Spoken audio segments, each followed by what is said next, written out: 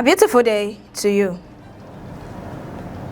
The adoption of pupils and teachers from schools in Oriri local government area of Oyo State has continued to generate outrage across Nigeria, triggering a wave of protests, school closures, and renewed calls for urgent action to tackle the growing insecurity facing educational institutions. More than 2 weeks after armed men stormed 3 schools in Ahuru, Esile, and Ayawuta communities and weeks away pupils and teachers, frustration is mounting among parents, educators, and concerned citizens who fear that the prolonged captivity of the victims could have devastating consequences. The incident has once again exposed the vulnerability of schools, particularly those located in rural communities, where security remains inadequate despite repeated warnings from stakeholders. As anxiety grows among affected families, the Nigerian Union of Teachers has taken the lead in mobilizing educators nationwide to demand immediate intervention, insisting that schools must remain places of learning and not become hunting grounds for criminal elements.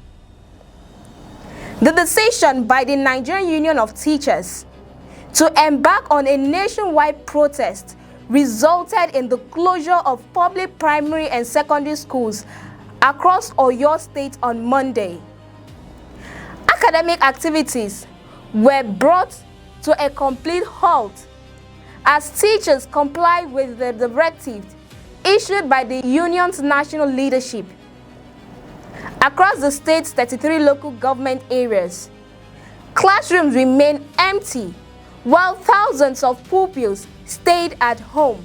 In major areas of Ibadan, including Monia, Ojo, Abowo, Bania, Sango, Molete, Buri, Orita Challenge, and Odu Ona, parents who had already prepared their children for school were forced to adjust their plans after learning of the strike. Similar compliance was recorded in Ogbomosho and the Ibarakba Axis, where teachers joined colleagues across the state in demanding stronger government action. The closure underscores the seriousness of the situation and reflected the determination of teachers to ensure that the plight of their adopted colleagues and students remained at the forefront of national discussions.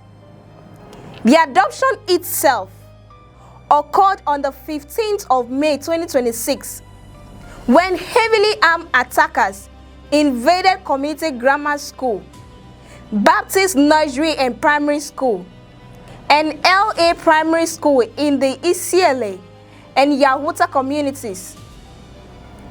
The attacks sent shock waves through Oyo State and beyond, as reports emerged that pupils as young as toddlers and several teachers had been taken away by the gunmen. Since then, families of the victims have endured days of uncertainty, fear, and emotional trauma. Many parents have spoken of sleepless nights and constant anxiety, uncertain about the conditions under which their children are being held. The prolonged captivity has intensified public anger, with many Nigerians questioning how such an attack could occur and why it has been taking so long to secure the release of the victims.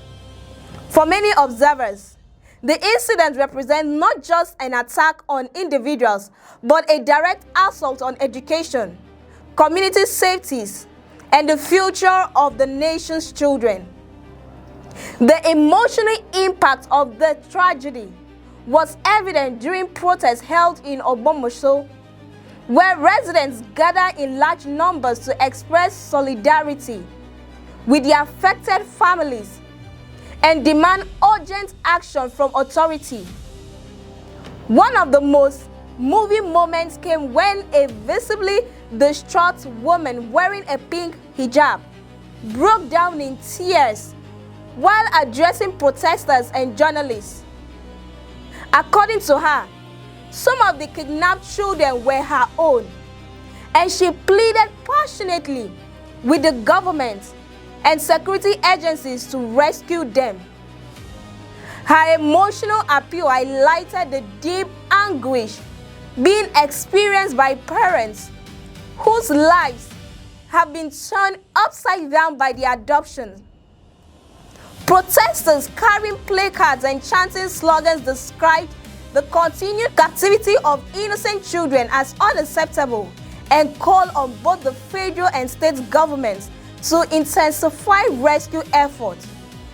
Many argue that every additional day spent in captivity increases the suffering of the victims and their families and raises concerns about their safety and well-being.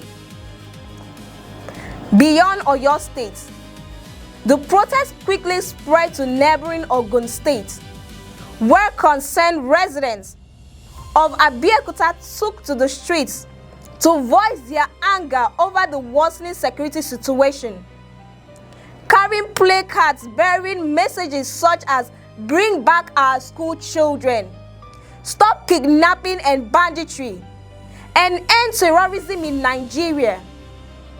Demonstrators called on the government to take decisive actions against criminal groups responsible for attacks on children and community schools.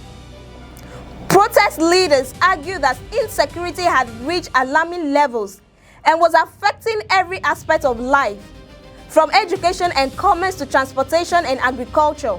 Several speakers noted that citizens increasingly live in fear, uncertain about their safety while traveling, working, or even attending school.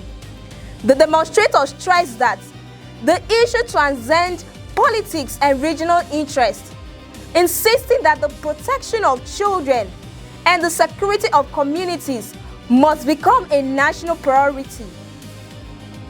The Nigerian Union of Teachers had maintained that their nationwide rallies are intended to draw attention to the broader security challenges facing schools across the country.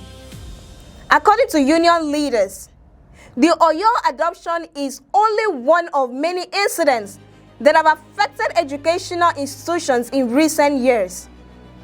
The union argued that attacks on schools threaten not only the lives of teachers and pupils, but also the future development of the nation.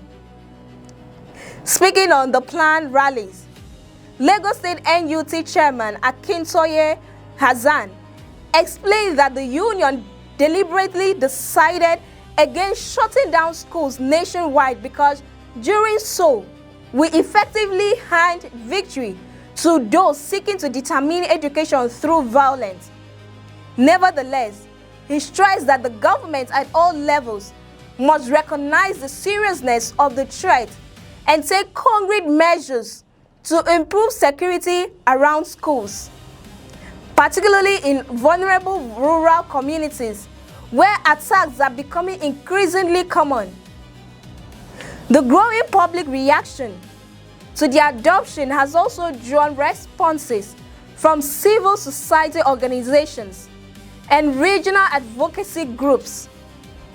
While some organizations have praised efforts by security agencies to rescue the victims, others have criticized what they describe as inconsistent responses to similar incidents across different parts of the country. The Northeast Civil Society Network, for example, questioned why school adoptions in some regions appear to attract greater national attention than others. The group argued that every Nigerian child deserves equal protection regardless of geographical location. Meanwhile, community associations and youth groups have continued to call for increased security deployments, improved intelligence gathering, and more proactive measures to prevent future attacks. These demands reflect a growing consensus that Nigeria's security challenges require long-term solutions rather than temporary responses after tragedies occur. As teachers prepare for nationwide solidarity rallies and pressures continue to mount on authorities, the focus remains firmly on securing the safe release of the abducted pupils and teachers. Families of the victims continue to wait anxiously for positive news, while communities across Oyo State remain united in their demand for justice and action. The tragedy has become a powerful symbol of the wider insecurity affecting many parts of the country and has renewed calls for comprehensive reforms aimed at protecting schools and vulnerable communities. For now, the hope of parents, the hope of teachers, and concerned Nigerians rest on the success of ongoing rescue efforts and the commitment of government authorities to ensure that no child is denied an education because of fear, because of violence, and because of insecurity. Many thanks for watching, and do well to join us next time for more breaking news. Do have a beautiful day.